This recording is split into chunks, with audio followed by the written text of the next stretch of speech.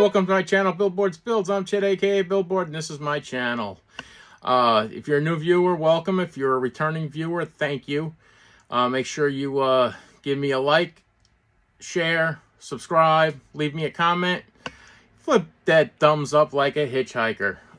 This here is going to be a quick, this is going to be a video. It's my final video for the Weekend Warriors bracket car group build hosted by Dean, aka Bob Falfa, over at Bench Racing Garage.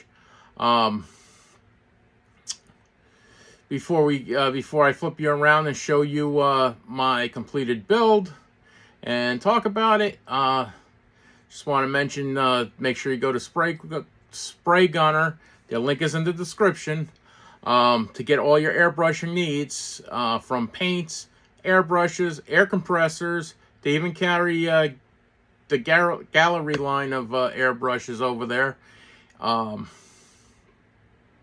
They have Createx. They have the MIG line.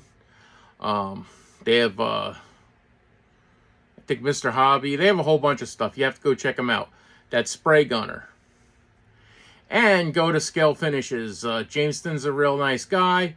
They have really high, really good quality paints, clears, paint supplies. Go to Scale Finishes. Use Billboards 10 for 10% off your order. As you've seen in the thumbnail, or as you've seen in previous videos, the kit I chose for this build was the Revell 69 Super B 2-in-1 kit. Let's go check it out. Maestro, drum roll, please. Here it is, the 69 Revell Super B 2-in-1 kit.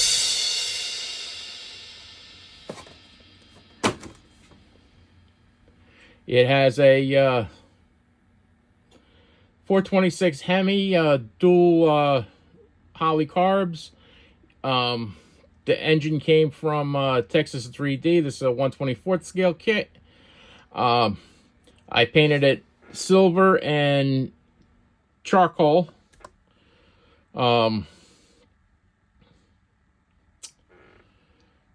was going to put candy coat on over it and have a two-tone candy, but when I finished, it looked so good I decided to just leave it like that. I opened the hood. As you can see, there's a fuel cell in there. There's also a battery in there. I ran a battery line. First time I custom made a my own roll cage. Thanks to Matt over at the Lucas C channel for having the video on how to do it. For my first time, I think it came out pretty good. Like a lot of Mopars, I left the hood flat black. Oh. The Hemi fell off of one side of the hood. So it only says Hemi on one side. I had put one on there. I don't know what happened. It must have came off. But be that as it may, you only see one side of the car at a time. Actually, that's pretty cool, just having it on the driver's side. So,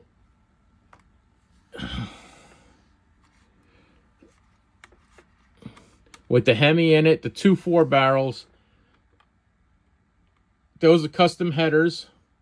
The headers, Fred Henry sent me a link to his video on how to make them out of solder. I heat stained them. Really good video. You got to go check it out at Fred Henry's channel. I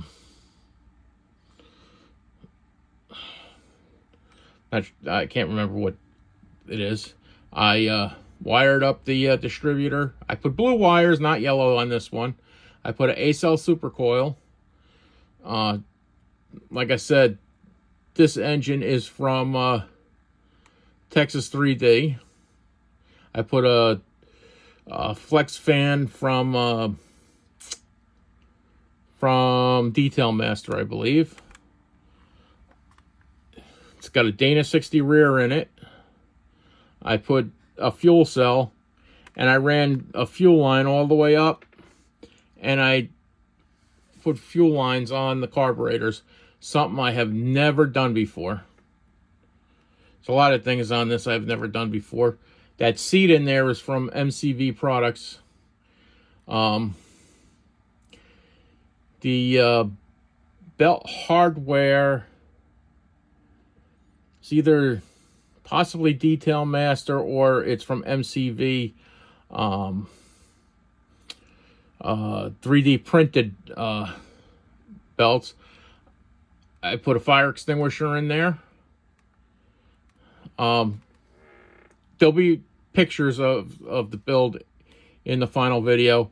I made sure I had my Bumblebee on the Bumblebee on here. They only had the Bumblebee facing in one direction, otherwise I would have it facing front on this side. I put all the contingency stickers on it. Some of them are from Gopher Racing, and some of them are Slicks decals. I don't know if you could see it, but there's a silver 426 Hemi emblem right there. Have like a centerline style tires in the front, 5 slot in the back.